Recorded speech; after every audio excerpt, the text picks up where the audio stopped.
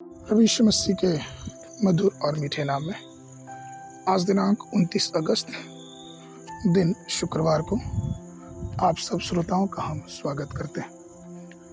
आज के दिन के लिए जो वचन है वो लिया गया है दूसरा तीमुथियुस की पुस्तक उसका पहला अध्याय 10 पद। पर अब हमारे पर उद्धारकर्ता मसीह यीशु के प्रकट होने के द्वारा प्रकाश हुआ, जिसने मृत्यु का नाश किया और जीवन और अमरता को उस सुसमाचार के द्वारा प्रकाशन कर दिया।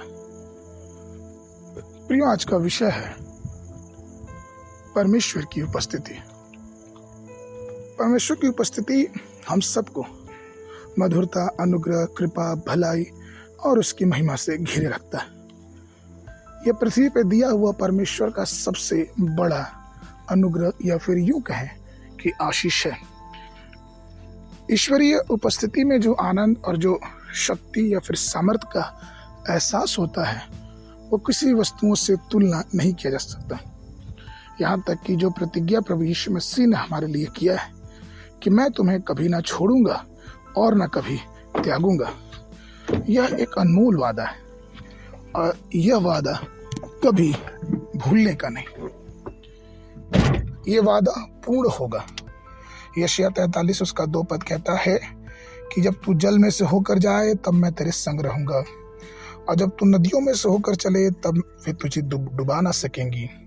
जब तू आग में चले तब तुझे आँच न लगेगी और उसकी लौ तुझे जला ना पाएगी। ये परमेश्वर की उपस्थिति में हमारे मार्ग का प्रतिरूप है। इसी तरह से मत्ती उसके 18-20 में यीशु मसीह ने कहा, क्योंकि जहां 2 या 3 मेरे नाम से इकट्ठे होते हैं वहां मैं उनके साथ होता हूं। प्रेरित उसके 17-27 में वचन कहता है कि वे परमेश्वर को ढूंढें, कदाचि उसे टटोल कर पाया जाए तो भी वो हम में से किसी से दूर नहीं। प्रियो, मत्ती 28-20 वचन कहता है कि यीशु मसीह ने स्वयं कहा कि निश्चय मैं जगत के अंत तक तुम्हारे साथ हूं।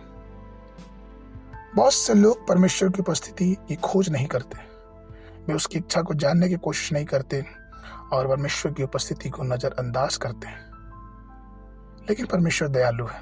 वो आज भी कहता है, देख मैं द्वार पे खड़ा हुआ खटखटाता हूँ, यदि कोई मेरा शब्द सुनकर द्वार खोले तो मैं उसके पास भीतर आकर उसके साथ भोजन करूंगा और वह मेरे साथ।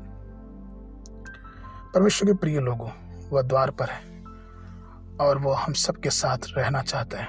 इसलिए उसकी आवाज को सुने और उसकी बातों को, उसकी उपस्थिति को अपने जीवन में आने दें। आगे के मनन के लिए तीतुस की पत्री उसका 2 अध्याय 13 पद। और उस धन्य आशा की अर्थात अपने महान परमेश्वर और उद्धारकर्ता यीशु मसीह की महिमा के प्रकट होने की बाट जोहते रहें। बाइबल अध्ययन के लिए सुबह के समय भजन संगीता उसके 126, 27 और 128। संदेश में पहला कुरिन्थियों उसका 10 अध्याय 19 पद से लेकर 33 पद तक। परमेश्वर आप सबको आशीष देवे।